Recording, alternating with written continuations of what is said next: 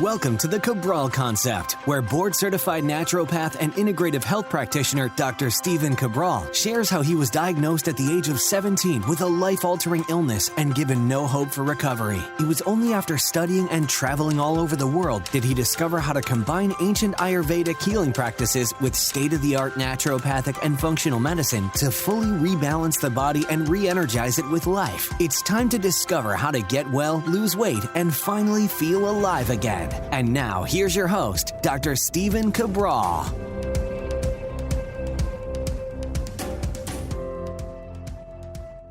Welcome back, everyone. We are here today with part 2 of our weekend Cabral House Calls. My chance to step into your home, answer our community's questions, just as if we were to bump into each other at an airport, which happens quite often, and a seminar, conference, maybe this October at our IHP-based event.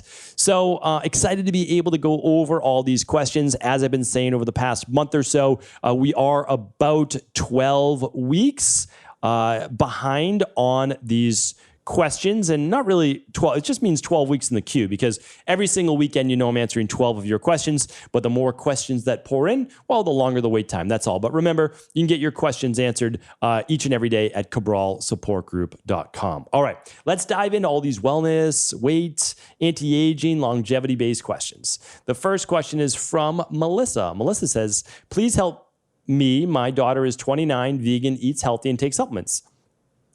And then she lists the company. I'm not going to list the company name, and the reason is that if I say anything that might be negative, I'm not going to disparage any other company. Okay, so for a year and a half now, in the very middle of her lip, it feels like a knot, and it certain times swells up. Hué Mongus had a biopsy recently. I think it's biopsy. They didn't biopsy right where it was. They biopsy next to it because the surgeon said, whatever it is the same area, and it showed up nothing. Can you please let us know what it is? They recommended Pepcid, antihistamines, which she's done so many and nothing ever worked. Also recommended to do the same thing again, and this time prednisone, because of her past eczema, which was recently healed, and her past acne were really too scared to go with prednisone. Any suggestions, please, thank you. Okay, yeah, Melissa, happy to help here. So sometimes you can get cysts in your lip, and that is not wildly uncommon. Believe it or not, some people are most susceptible to them with acidic-based foods in the mouth. Lemons, pineapples, vinegar, for example. It doesn't mean that those foods are bad. It just means that their body's having a reaction to them. So I just want to share that with you first. If it's always the same size all the time, well, then it's probably not specific food related, because your daughter's most likely eating all different foods all the time. All right, so the next thing you want to do is, I don't know if she got the knot or what cyst in her lip before the supplements or after the supplements. So in my practice, the way that we help people, and the way that hopefully we're always the last stop in order to be able to help people, is that we always look at variables. That's the way that we're able to help people get well, is looking at variables. If it came after the supplements, well, we're going to discontinue the supplements. And then if it begins to go away, then we would only add one supplement back at a time and start to see which one may cause it. Okay, so that's that. If you really have no idea what caused it, and you can't find any correlation for the month or so leading up to it, what I would do is I would run at a minimum the gut bundle. And again, you can find these at stephencabral.com/labs, or I would run the Big 5. So that you look at something more than that, such as heavy metals, etc. Because right now we're looking for a needle in a haystack, and we need to narrow that down. So we need to narrow it down to heavy metals, vitamin excess or deficiencies, mineral excess or deficiencies, candida overgrowth, what else? Bacterial-based issues, et cetera. Like, we need to figure out, what are we even working on, right? So that's the way that we do it. If there's ever a mystery-based illness, we run the Big 5. And so that's my highest recommendation. If you can't run the Big 5, understood, then run the starter kit, all right? Then that's what I would do, and that's less than half the price. That comes with a full lab consult, lab results call, and everything. And again, you never have to run them with my team. I mean, you're always welcome to see what the labs are, and then run them with a naturopathic doctor or integrative health practitioner level 2 that you trust. That's it. Lisa's up next. Love your podcast and appreciate you answering our questions. Thanks, Lisa. I came off birth control 6 months ago, and since I've stopped it, I'm up 9 pounds. Is this normal post-birth control? Is there anything else I should be doing? Not sure if this is just water or bloating and will go away as my body gets used to not relying on birth control. Any insights would be helpful. All right. So unfortunately, it is normal, meaning it's not healthy, but it's common. All right. I think that's a better way of saying it. It's quite common, but not normal, meaning it's not a healthy thing for your body. And I would say over the course of 3 to 4 months, your body might be trying to renormalize its estrogen to progesterone levels. So, but now it's been 6 months. And so now we need to work on it. So what I'm recommending you do is you can always run the Big 5. But if you only want to run one lab, it would be the stress, mood, and metabolism test. And you would do it around day 19 or 20 or 21 of your cycle during the peak of the luteal phase, where you should have peak progesterone. Oftentimes what we find is that women don't rebound as much with progesterone, and estrogen becomes normal. It causes water retention, but it's just not good overall, of course. And so, if you're only going to run one lab, I would recommend the stress, mood, and metabolism. And of course, you can always run the Big 5 as well. So that's what I would do. And we can look for estrogen balance that way. That's my number one suggestion. And then after you run the lab, you could do what's called a functional medicine detox, if you haven't heard of that. So after the lab, you can do the 21-day functional medicine detox. And that's where I would start. Okay. Sharon's up next. Sharon says, "Hi, Dr. Brawl. My daughter keeps getting a pain on her right side, just below the rib cage on her back." Okay, right side. Got it. It's going on for a while now. Her bilirubin is high and her skin has a yellow tint. She's thinking it could be gallbladder. What are your thoughts on this? Is there anything she can do or a supplement she can take? She did a 7-day detox a few weeks ago. However, this has been happening before the detox. Thanks for your help and all you do. Okay, so I just have to give you my disclaimer, of course, because now we're talking about medical-based conditions. So I'm not allowed to give medical advice, medical treatment plans, medical diagnosis, or medical cures. So if there's a yellow tinge to the skin and there's a pain on the right side of the body, then I absolutely do recommend looking as to what's going on with the liver. So whenever there is this going on, you should actually run blood work. You should look at your liver function, gallbladder function, and you want to look at AST, ALT. They're given different names now as well.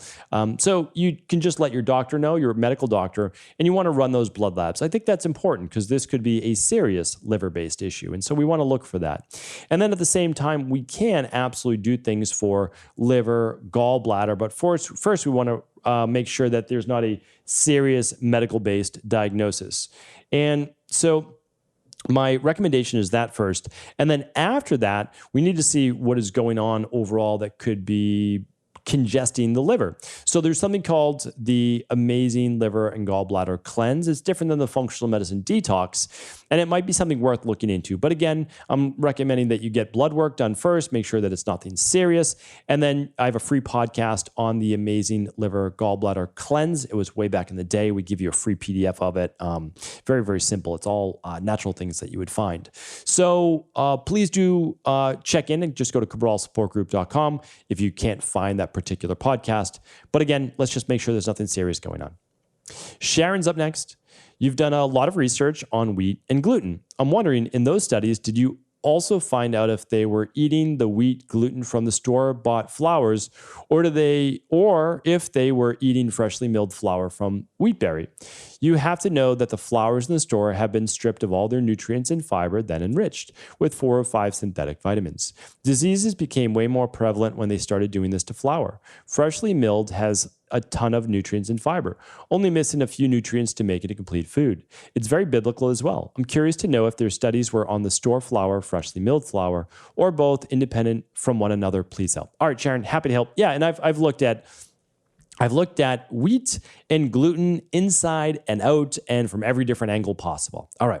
So again, you know that I'm always going to give you the unbiased view from all the different studies.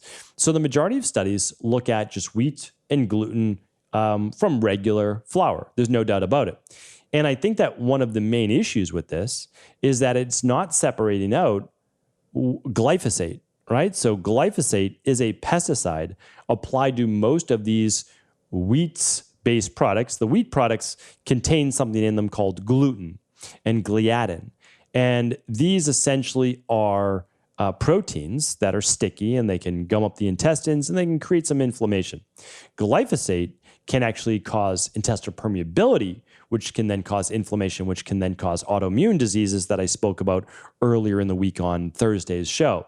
So there's definitely that part to it. Okay, another part to it is, what about the wheat in general? Well, it's also not just wheat in general. We're talking about yeast that is often added to these breads. Yeast is not necessarily a healthy thing for the human body and does affect quite a number of people, especially with an imbalanced gut microbiome. All right, the other part is just grains in general. Now, I'm not saying grains by themselves, if you just get the whole wheat berry or rye and grind it down. I'm not saying that. What I'm saying is this. People in our society, because we have to look at things truly holistically, and many people take a reductionist based approach to it, and I believe that's the wrong way to do it. So look at it this way. The actual grains themselves, like an old fashioned rye or millet or even wheat berry like you're talking about, may be no problem at all. But the issue is, if someone already has imbalanced gut microbiome bacteria like SIBO or H. pylori or candida overgrowth or an autoimmune issue, and then you introduce grains, it may be more of a cause for an issue, right? Because gluten can exacerbate thyroid-based issues and rheumatoid arthritis and potentially psoriasis and lupus as well. So again, this is a complex topic. And what I would say is healthy individuals with a balanced gut microbiome could most likely eat some organic-based, all-natural bread or grain-based products with no real issue, most likely. I would certainly run the IgG food sensitivity test to see if you're reacting to gluten, but we run it and some people don't. So just to let you know that, but you can always lab test that. So hopefully I gave you an unbiased answer, meaning like, I do agree with you. Store-bought synthetic vitamin D2, synthetic, folic acid put in. No, that's not good. I totally agree with you, right? Methylcobalamin, methylfolate, D3, like these are healthier versions. I agree, right? So never eat those, but could you make an all-natural one? Yeah, something probably more like a sourdough, something without the yeast necessarily added to it from an organic-based grain without the glyphosate. Sure, but I think you still have to be healthy and balanced before you start to do that because it does affect some people. Run that IgG test, and then I think you're going to be much better off. So again, there is no one simple answer. Anybody who likes to give you an all-for-one answer hasn't explored the layers of this topic. All right. Anonymous is up next. It says, hi, first, thank you for all of your wisdom over the years. You've helped me so much on my healthy journey. Thank you, Anonymous. Appreciate that. I've been thinking about my rain barrel and tracking the progression of my health issues over the years. As a child, I had asthma, a weak immune system, lackluster and thin hair, a lot of allergies to dust, pollen, etc. As a teenager, I ate lots of sugar and developed insulin resistance. I still have had allergies, but also got bronchitis and alopecia. In my 20s, I started getting skin issues, brain fog, water retention in the face, androgenic alopecia, and a lot of food allergies to lectin salicylates and histamine foods. I have performed tests and I have insulin, but no parasites, candida, or SIBO. However, I have leaky gut, which I'm trying to heal. Creating a timeline has me wondering, is it possible to have leaky gut or histamine intolerance as a child? Do you have any thoughts on this progression? No medical advice, of course, just interested in your perspective. Okay. Yeah, this is really, really helpful. So without a doubt, if you have allergies when you're younger and you're developing all of these issues, histamines can certainly be an issue. And some people have more of a genetic predisposition to higher levels of histamines like myself. But it's okay. You can keep them in check. You just are more predisposed to them and you have to be a little bit more careful. That's all. I don't know what labs you ran to say that you had no parasites, candida, or SIBO. But I question that. I question that. I'm not saying that it's not true. I just question that. I just don't know because there's so many marketing-based lab tests out there now. They're not really functional medicine-based. I would run something called a bacteria parasite. Well, I would run the gut bundle. That's what I would run for sure, like 100%. So I'd run the gut bundle, which is the bacteria and parasite stool test. It's a 3-day. It is the Candida metabolic and vitamins test, and it's the IgG food sensitivity test. If you're not going to run the labs, I get it. I understand. I would run, if you ever can, you run the Big Five. And then I would do the CBO protocol, and then I would do the CBO finisher for all of the gut-based healing. So that's where I would start. Like 100%, that's where I would start, without a doubt. I'm not even going to say anything else because that's where I'd start. All right. Thanks for writing in, Anonymous. Jenny's up next. Hi, Dr. Cabral. And by the way, all the things that I talk about, StephenCabral.com/shop, it'll just take you to everything. And again, if you don't ever want to do anything with our particular practice, totally fine with that. I'm happy to answer your question either way. And then you can always find the companies that you want to work with. All right. Jenny's up next. Hi, Dr. Cabral. What makes some people more susceptible to mosquito bites than others? Is it blood type, diet, etc.? When outside in the summer and fall, I consistently get multiple mosquito bites, and sometimes they swell, when others I'm with do not. I do have your recommended bug repellent, Herbal Armor, but I haven't been using it every time I go outside. I'm just curious why I seem to be extra susceptible, and also looking for your recommendations to stop the itch. Thank you. All right, great question. So I've looked in this a lot, probably way more than I should. But here's why. I am one of those people who gets bit by mosquitoes, and I attract all of them. So basically, I could be standing with my wife outside, and she's very happy that I'm doing that because all the mosquitoes bite me and they don't bite her. So I've looked in this quite a bit. There are multiple scenarios as to why it happens. The whole thing about sweet blood, that's more or less a myth. It's a nice name for it, but yes, it does actually have to do with some of your blood. So let's talk about that. All right. So first things first, mosquitoes can actually see humans anywhere from like 20 to 50 feet away. All right. So they can first see you. Then they can heat sense you. All right. So people who give off more heat, I'm one of those people, are going to be more susceptible to getting bit. People that sweat more are going to be more susceptible to potentially getting bit. I'm not necessarily a big sweater at all. I'm just not that person. However, I run pretty hot. Okay, the next, and this is a big one. They've shown that carbon dioxide, people who emit more carbon dioxide, mosquitoes are very attracted to that. So that's what you call sweet blood. They've done some blood type studies. They found that type O and type AB may get bit more. But honestly, I don't necessarily believe that because I'm not a type O or AB and I still get bit. So I'm going to kind of throw that one out the window. Carbon dioxide, though, continues to show up over and over and over because mosquitoes are attracted to carbon dioxide. People who give off more carbon dioxide get bit by more mosquitoes, all right? They can also go after certain bacteria on your skin. Very difficult to tell which bacteria are living on your skin. Some mosquitoes may be attracted to that. And then there's also people who wear scented perfumes, deodorants, hair products. They can attract mosquitoes for sure. And the last one, there's been a little bit of studies around certain B vitamins, people that are higher or lower in certain B vitamins. I don't necessarily know, again, if I'm going to go with that. I'm not leaning towards that. Again, what I know for sure is heat, sweat, carbon dioxide, certain smells are going to attract mosquitoes more.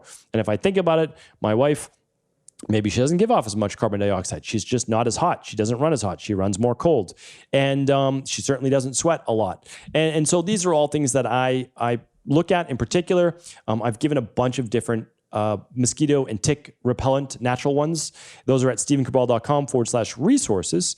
And every time one of my daughters gets bit or I get bit, what I do is I put baking soda in a bowl, about a tablespoon or two, and I mix just a tiny amount of water until it creates a paste. And then I put that paste on the mosquito bite, and that alkalinity of the baking soda, because it's like a 14, it's very high, takes the itch right out. All right. So hopefully that was helpful. And there you have it. All right. Thanks, everybody. Thanks for tuning in this weekend. Appreciate all the great questions. And then what I want to share with you is this. Every single week, we start our week off with our Motivation and Mindset Monday. Check it out. It's becoming our most popular show of the week.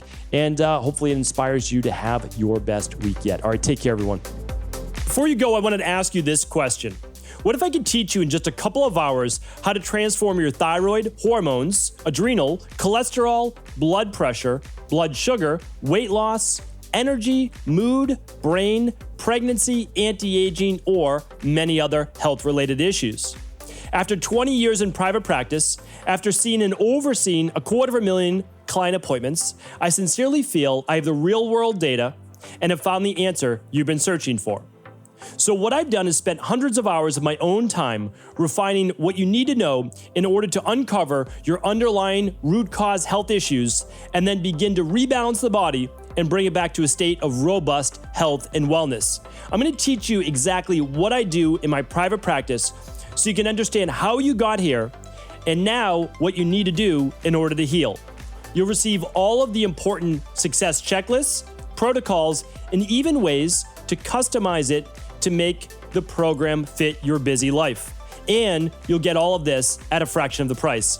Let me save you the time, money, energy, stress, and frustration of not knowing what to do next. Instead of reading dozens of books on the topic and seeing multiple practitioners, I will condense everything that you need to know in just a few hours of video tutorials that you can watch and listen to anywhere.